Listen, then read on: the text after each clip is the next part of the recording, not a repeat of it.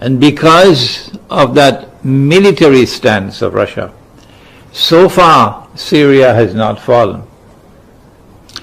But if Turkey attacks Syria, then the game changes.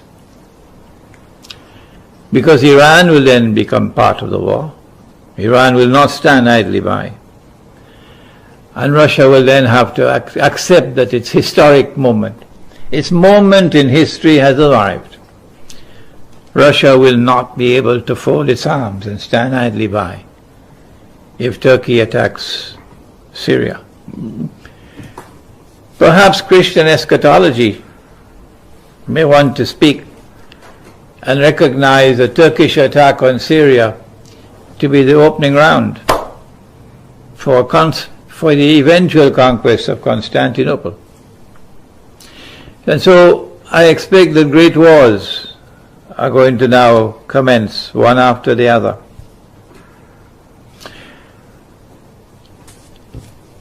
But we are fighting an enemy who has a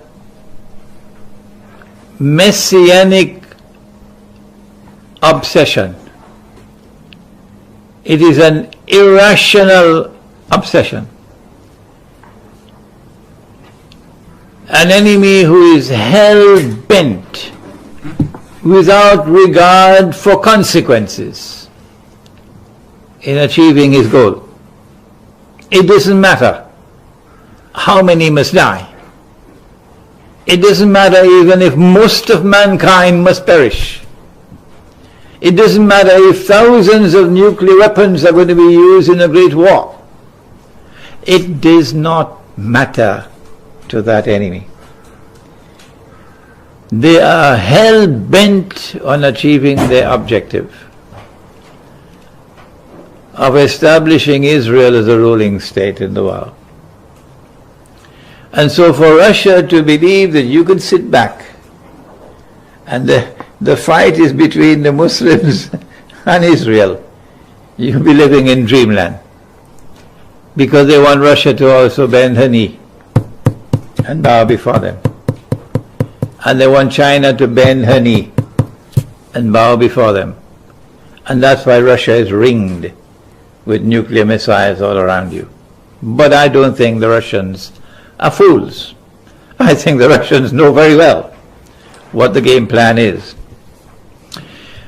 When these wars start and Russia becomes part of the wars, we're then heading towards what the Christians call Armageddon and the Muslims call the Melhame.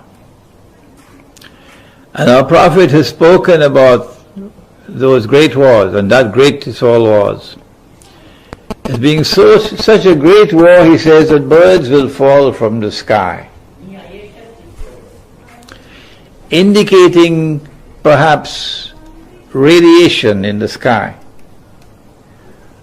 preventing, for example, electronic gadgetry from working, preventing, therefore, electronic warfare, preventing cruise missiles and fighter aircraft and so on operating.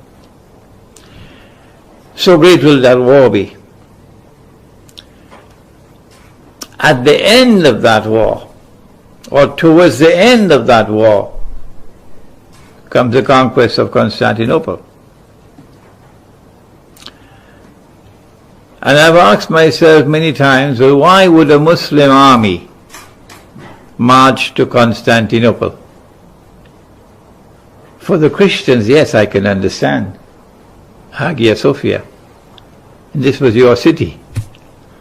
But why would the Muslims want to march to Constantinople?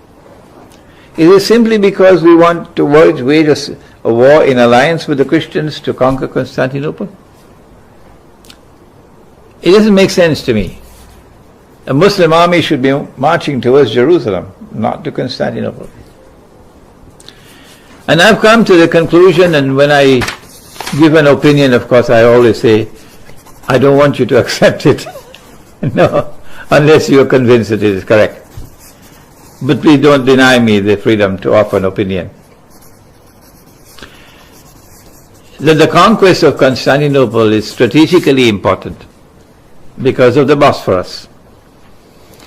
And the Bosphorus is strategically important because in the winter time Russia does not have a naval outlet except for the Black Sea. And this is why for centuries now they have done every single thing they could possibly do to deny Russia control over the Bosphorus. They used the Ottomans. They used the Ottomans for 450 years, and then after that they got NATO to replace the Ottomans. And so when that conquest of Constantinople takes place, the military significance for me is that Russia will now be able to pass through the Bosphorus. And since at that time perhaps aerial warfare will no longer be possible, it is the land and the sea. The land will also be devastated with nuclear warfare. So naval warfare becomes very important. And the Russian fleet, or what is left of the Russian fleet, and the Eastern European fleet, passing through the Bosphorus, pose a threat, a significant threat to Israel. And this is why I say that Russia's moment in history has arrived, because great wars are now at hand, and Russia's role in these great wars will be different from the First World War and the Second World War.